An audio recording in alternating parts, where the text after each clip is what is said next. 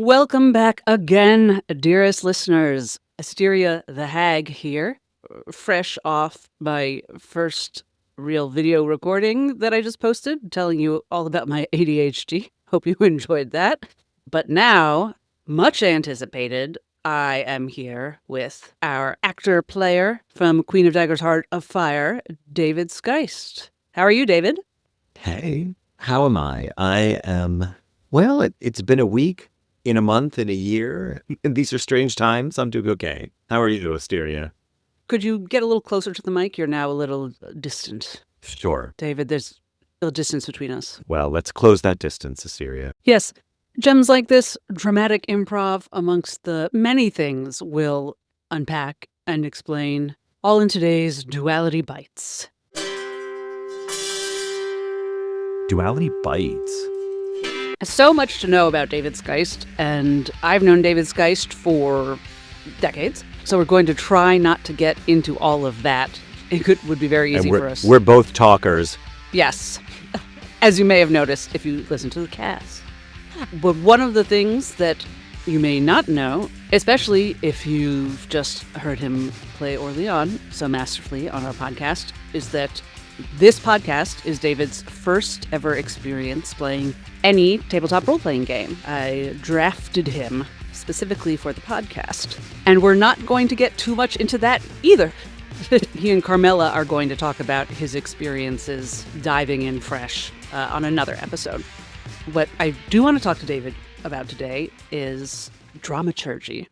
David and I met via theater in our youth and continued working in theater and studying theater. David is an actor and a teacher of acting and a brilliant artist. He directed me back when I was still trying to act. Oh, you were doing so much more than trying. You were acting so beautifully. No, that's true. I once played upon the stage. But when we first sat down to talk about working together on this, what I will tell you is that I texted him out of nowhere asking him to do this podcast. And his response was something like, I have no idea what you're talking about. Enthusiastically, yes.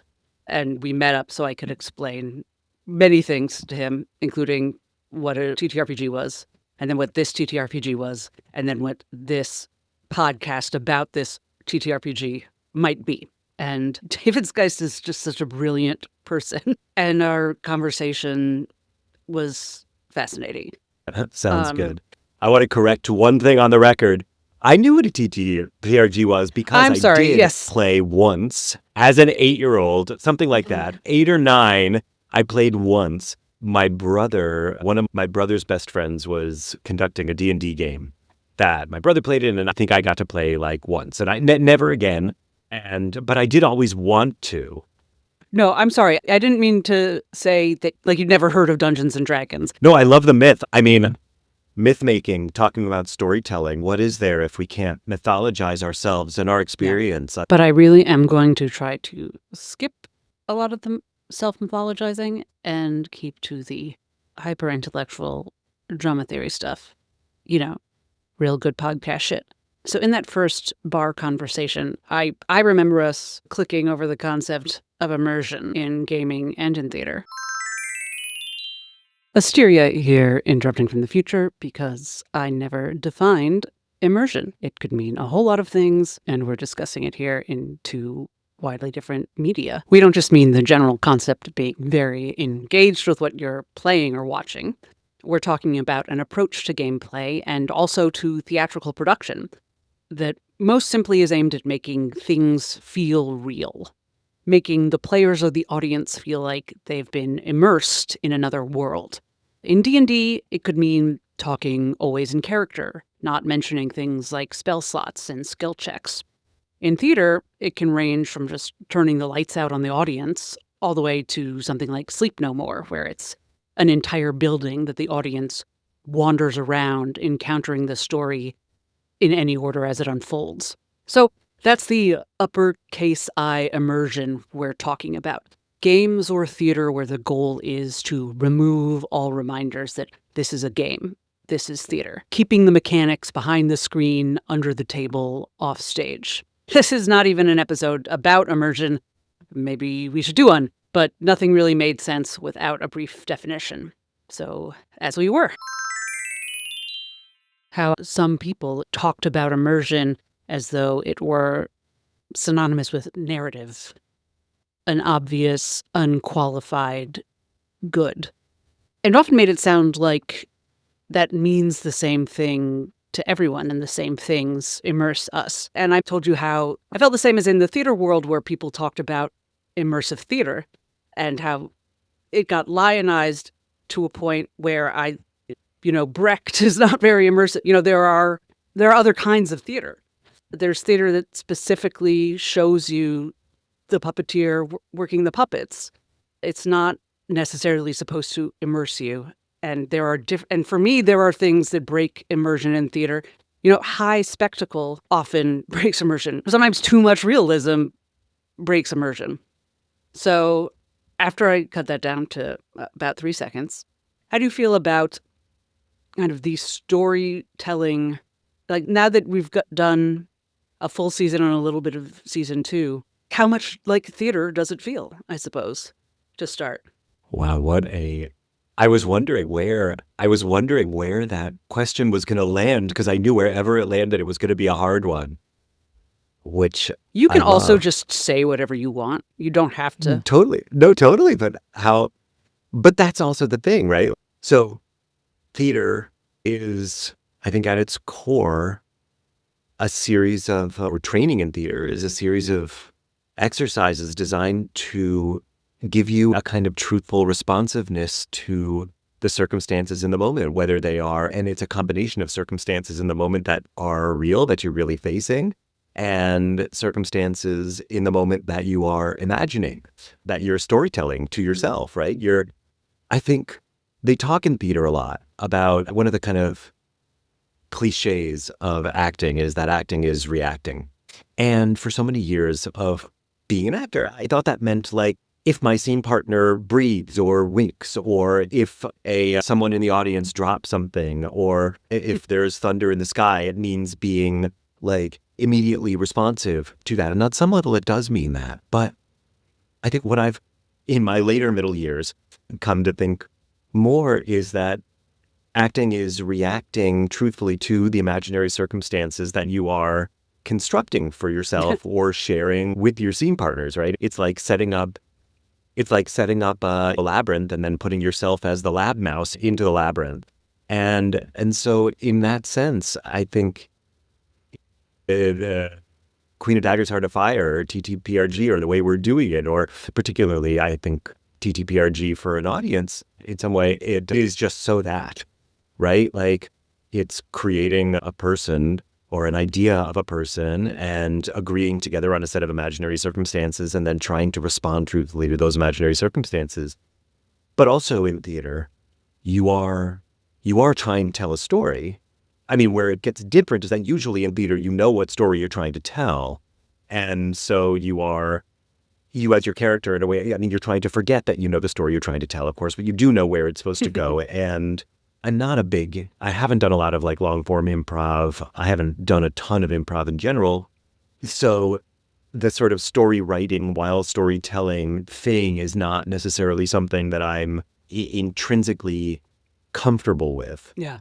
And I think that is the part of theater, or the part of this TTRPG experience that is, it really plays into that part of theater, which it's very particular. Yeah. It's a very particular aspect of theater craft, and it's very frightening. It's very vulnerable, yes. And it's very beautiful. So I think it's a lot like theater. And I guess I will just add on some of what you were saying about immersion.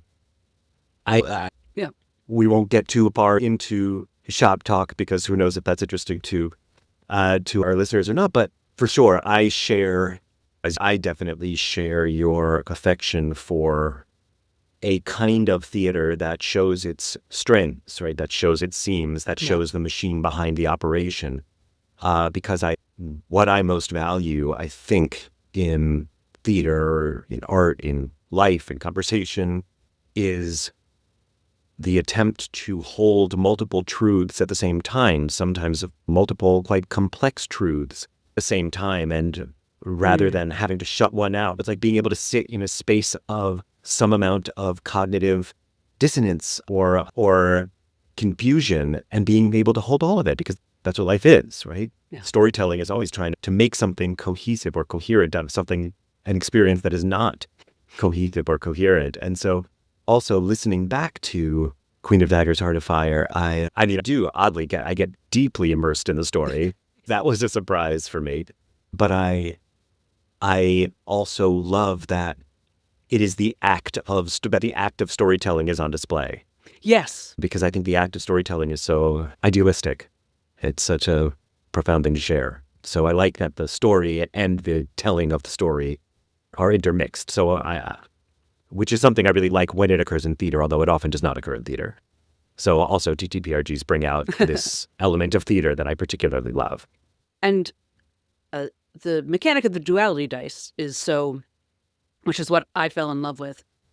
To me, Daggerheart in particular is a system worth showing off. The idea of hiding that mechanic. I certainly wasn't going to do that. Part of the mission statement was to use the mechanics meta-theatrically. And warning listeners, this is where, if you're like, theater kids are so pretentious, you stop listening now. But there's the player characters and there's the characters of ourselves playing the game. And you all have been very good at playing the characters of the players, the character players, and reacting to my using a fear token or gaining a fear token, and using the working strings. You're very aware of the puppeteers as well as the puppets. And one of the only big things I did, as we've discussed in Duality Bites before, where I was hiding my machinations from you guys, was in that first episode where you started with only one duality die. And I did not tell you beforehand that I was going to do that, and I did not tell you why I was doing that. And I was anxious about that because there was so much, it was the first episode, so much stuff going on.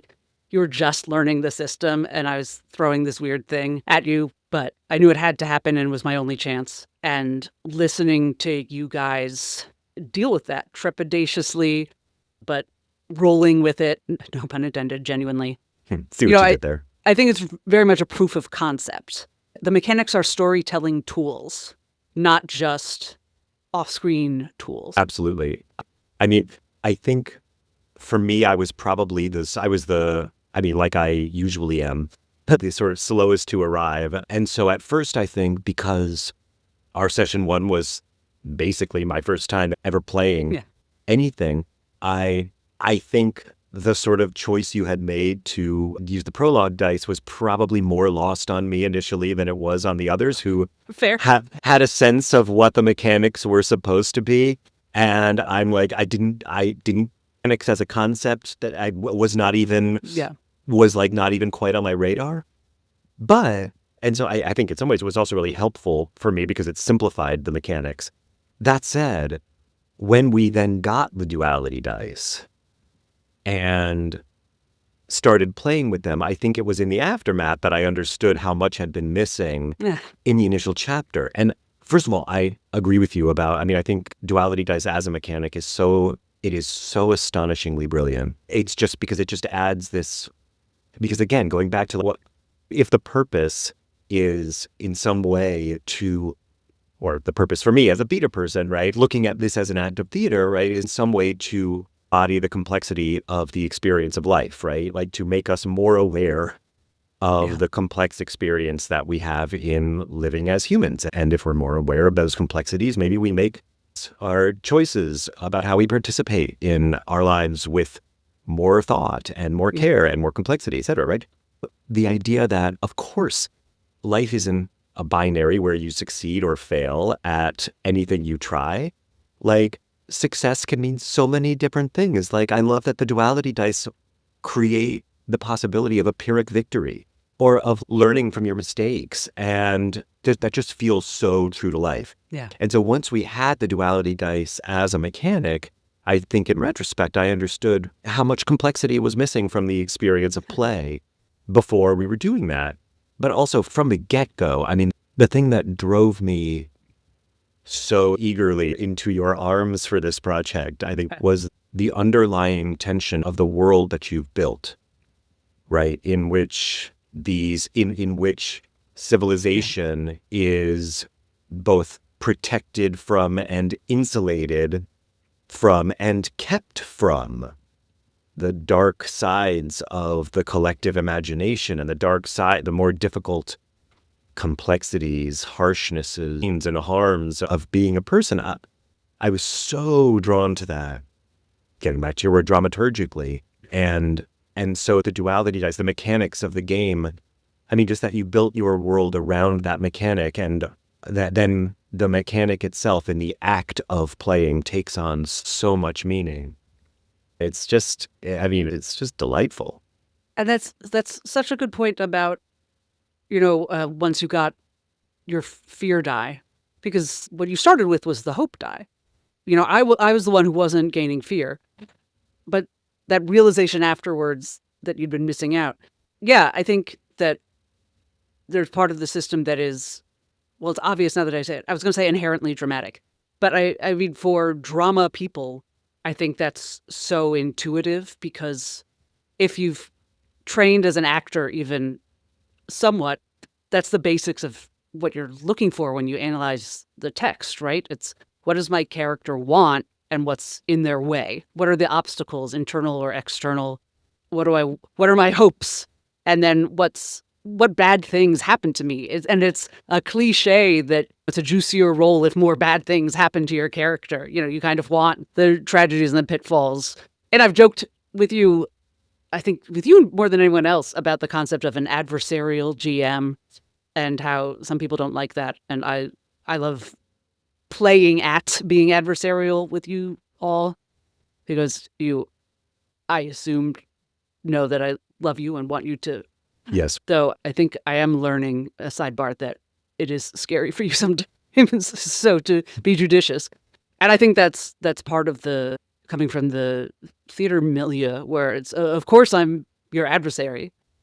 I'm the world. Well, you need something to push against. Yeah. That's right. Yeah. Whether in acting or in life, right? What am I trying to do? Why am I trying to do it? What am I trying to achieve here? How am I trying to affect the people around me? If everything is an open door, it's not very interesting storytelling, and it's not, I don't know if I would say it's not an interesting life, but it doesn't feel very true to life. So again, if we're trying to capture something that someone might recognize as human experience, you need some conflict. But what I also love is how complicated that conflict is, right? Because yeah, when you do talk about being an adversarial GM, you talk about it as, in a way, I think what you are making fun of is a sort of reductive or simplistic way of being adversarial, right? There is a way to be adversarial that is ultimately about, it's like challenging an interlocutor in a really important conversation, right? We come up with our best ideas when our worst ideas fail, or when our second best ideas fail, or are challenged by someone whose opposition to it is better. And so it's also a way of pushing. Being adversarial is also a way of being collaborative. It's fundamentally still all collaborative. And I just getting back to the mechanic, and there's something else I'm remembering about the mechanic of getting the fear die. So Orlean, right? Because I remember when we were building the character. And it was what is the name of the variable? It's like your point of origin, right? Orderborn, seaborn, all of that. Community. Community. Yeah, we were talking about Orleans community. And I didn't have an answer for it, because he was a city kid, and there really wasn't a community that felt really right for him. And then you had said we could kind of do something custom. And we brought in, I don't remember did we make me completely seaborn? I mean, he's clearly not seaborn, but I mean, he's not from the sea. Mechanically, but I think we decided that we liked the mechanics of seaborn, so we made him seaborn, which meant I had this particular community. Is it an ability? Know the tide. This community trait called Know the Tide, which every time I roll with fear, because people from the sea, knowing the tide, understanding how to kind of roll with the waves and with the punches, when you roll with fear, you get a token that you can then use to advance a later roll. And I love it so much because it mimics learning from our misfortunes, learning from our negative experiences, or, I mean, they're not only failures, right? You can succeed or fail with fear, but in any case, it's from your fears, from your doubts. And I love that. It feels so true to life. And so now when I roll, I'm equally eager to roll with fear or with hope, because with hope, I gain the possibility of doing different things, but with fear, I also gain these know the tide tokens, and it's sort of a metaphor of a character learning from their experience. Can you tell me a little bit more about just the creation of Orleans and how, at the very origins? Sure. It gets really nerdy. So when you and I first talked, we went pretty deep into kind of psychology and psychology jargon and psychology theory. And of course, you were a psych major in college, right? Yes. Do I remember that correctly? Correct.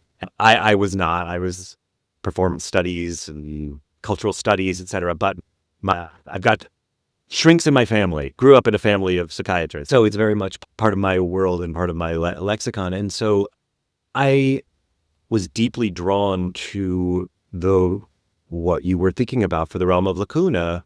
I mean, it's also just maps so clearly onto what I think about being an artist, that, we as humans are a lot stronger, kinder, more successful at humaning when we are more in touch with the things we try to avoid. And so in that vein, and maybe this is too much background, but no, it's over here. One of the, this, but one of the kind of prime thinkers in psychoanalytic theory, of course, there's Freud and there's Jung.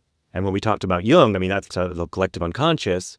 And then there's Lacan, the French psychoanalyst. Lacan's basic theory, as I understand it, and I am the biggest dilettante in pretty much everything. I read like 4 pages of anything, and that's about as far as I get. So I've read one essay by Lacan called The Mirror Stage, or it's called The Mirror Stage as a model of something, something, something. But my layman's understanding of the mirror stage is that there is this moment when the child, or I guess it's somewhere in between baby and toddler, recognizes their reflection in the mirror. And at that moment, they both see that this reflection in the mirror is them and is not them.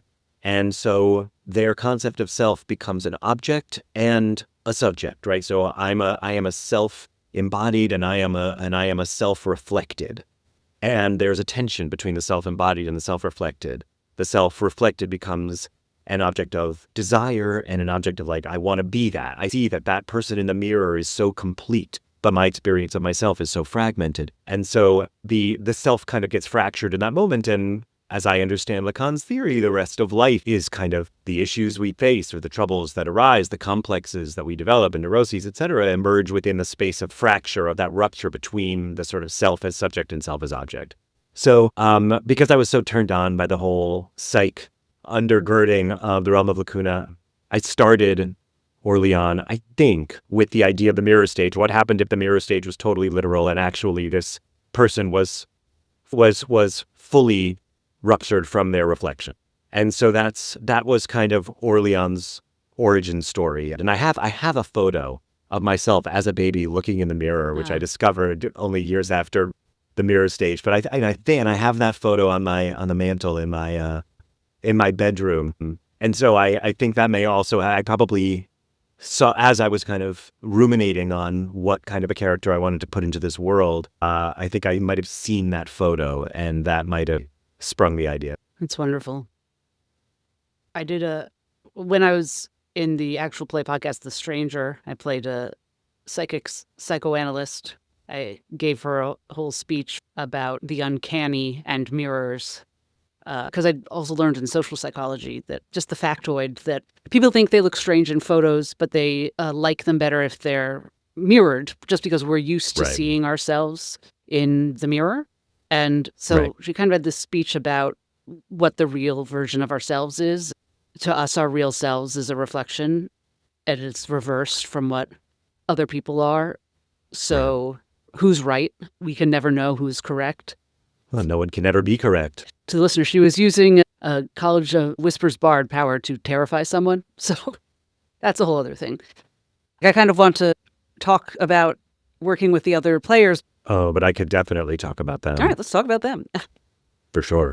Awesome, because they're so wonderful. And I hog you all too much into individual scenes with me. What is it like having a scene with our cast without a script or knowing the plot in a relatively serious milieu? Every scene is terrifying and wonderful. I have learned so much from every other member of the cast and the ways in which they built their characters, the ways in which they play their scenes, the ways in which they hold the reality, the internal reality and the external reality together. They remember and they understand the world building, the collective world building. It's just, they blow my mind. So for sure, when I first started doing, like in our first episode or two, I felt like in the action, I just needed to be taking actions. What am I doing? What does my character need to do? And that was itself very intimidating, and also it was very, very limiting. I remember hearing each of the other cast members at various moments in those early episodes offer us these glimpses into their interiority that were just so deep, and they were allowing themselves to be surprised by themselves in the moment and by each other, scenes that they were having with each other. And it took me until episode 2 or 3 to feel like I hit any kind of a stride in terms of that, because it was only after seeing how sort of deep things got for Lemma, Evelyn, and Ginny that I felt like I gave myself permission to invest in what I sort of jokingly call the emo which I still, when I hear it, sometimes I cringe a bit. But so that said, I like in a play, right? It's an ensemble. I feel like we're an ensemble, and I am so astonished by each of their abilities as storytellers. I mean, the kind of Lemma's backstory, the complexity of Lemma's backstory, and the way in which that complexity plays out in scene after scene, unfolding itself like an onion. It is gorgeous. It's just stunning.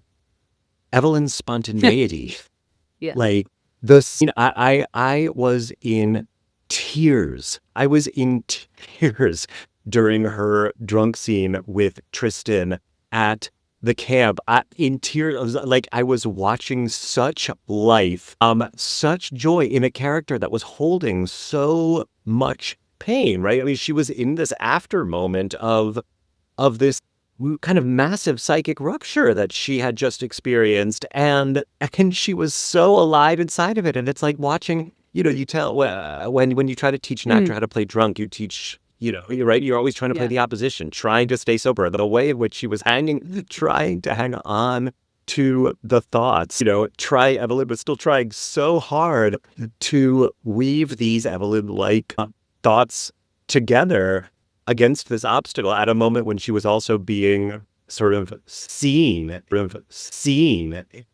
kind of physically in an embodied way. It was just immersive, right? Getting back to that.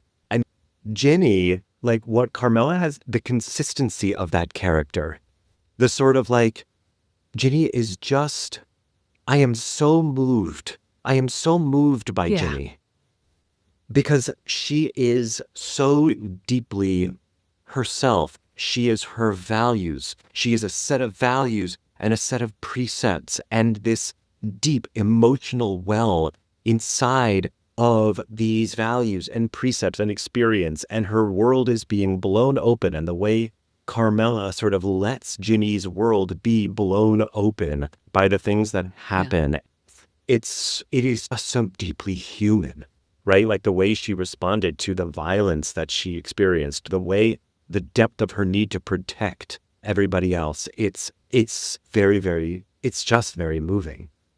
And so with each scene, you get to play with someone.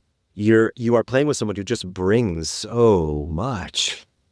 And also, I think there is such, and this is really you, Asteria. It's the richness of your world building. And when an actor appears in every scene, you forget they're there, right? Your acting, your imagination is so utterly the bedrock of the entire world. We are all standing on that world building, and you appear and you disappear as one character after another, like the Lord of Iron, in our world, right? That's, in a way, I mean, he's fate, right? And he's a metaphor for you. I don't know if that's intended or not, but it's like you are fate in this world, and you appear in all of these different guises, and you push the stories along, and you provoke the characters, and you invite the characters to grow, and you play with us in this way that is loving and complex and rich, and we all, a lot of us have theater experience. We all have a deep love of storytelling, and we all have a deep commitment to telling the story together. And there are things that every member of this ensemble brings, like, that I am just blown away by. Absolutely blown away by. Yes. The other thing I would just add about the other players, what I've also learned an unbelievable amount from them about is playing, because it's still a game. It's still a game. And I think that's also, like, in theater, we're always trying to capture the spirit of play, even though we know it's work on some hand, right? Like, and so we're always trying to fool ourselves into feeling like it's a game. And what's such a gift about this work is that it is a game. It actually is. Yeah. The choices we make are actually contingent. And Carmela and Katie and Jay Van are just such wonderful players. Yes. And that coming in utterly fresh into that aspect of it, it's virtuosic. And of course you are as well. And so that's just wonderful to get to play with everybody in addition to storytelling with everyone. It's beautiful. The three of them combined have so much experience with gaming. It's wonderful. And you mentioned their memories. I've never been at a table with three people like that. Usually you're lucky if you have one person at the table with a steel trap for details. I know. I've had to get over, like, just the feelings of gross inadequacy in relation to what everybody remembers. But mostly it's just such deep appreciation when we get into these things, that there is this kind of wealth of collective experience now and collective knowledge about this adventure that it's just great. They are amazing.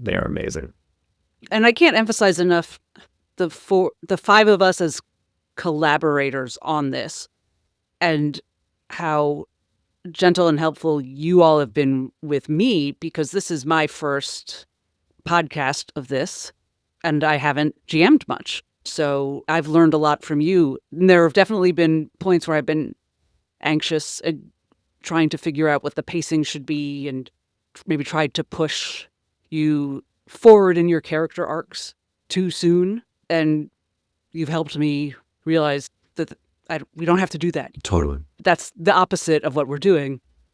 Well, this is one of the things that makes, I think, what you're doing in a way so much braver than what we often do in theater, is that in theater we're rehearsing for weeks and weeks. Yeah. And in theater you can try something.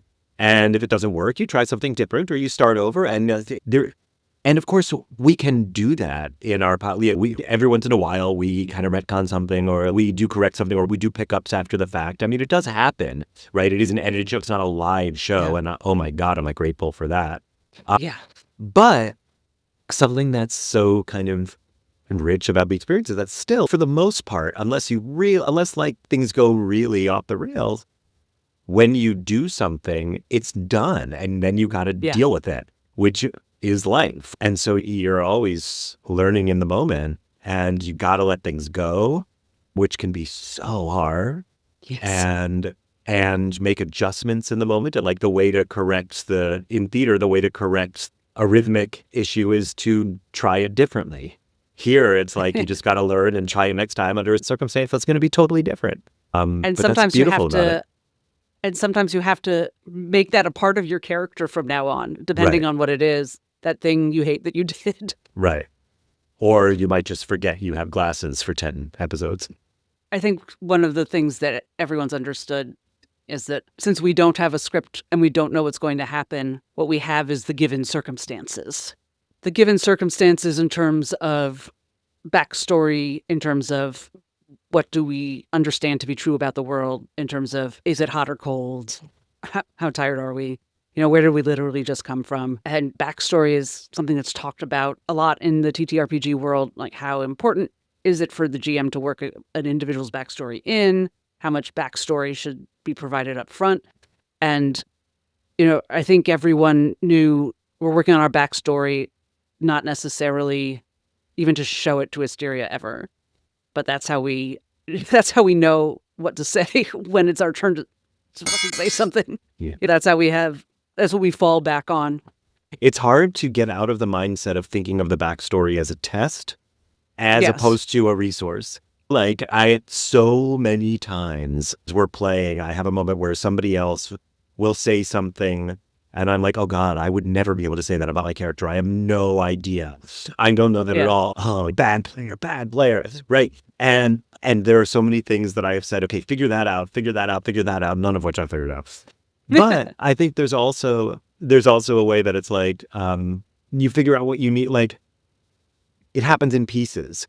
When something becomes a compelling nugget, that turns into then it opens up a whole bunch of answers to questions that you may have had. But I find it incredibly hard to just fill in backstory things like a checklist. And I can't do that. I can't do it as an actor, and I can't do it here. Agreed. But once there's something narrative to hang a piece of backstory around, then things start to fall into place. And so there's so much that I know about the character now that I didn't at the beginning, obviously. I mean, and that's also that's such a pleasure of playing in this way. The storytelling goes in two directions. It goes forward and it also goes back, or the world goes backwards as well. You're kind of building out forward and back from the present moment, even as the present moment moves slowly into the future. But I mean, it's crazy because our whole campaign so far has taken, what, a week? 2 weeks? Like now that we're working in season 2, maybe we're a week or two later, right? But our whole season 1 happens in a few days.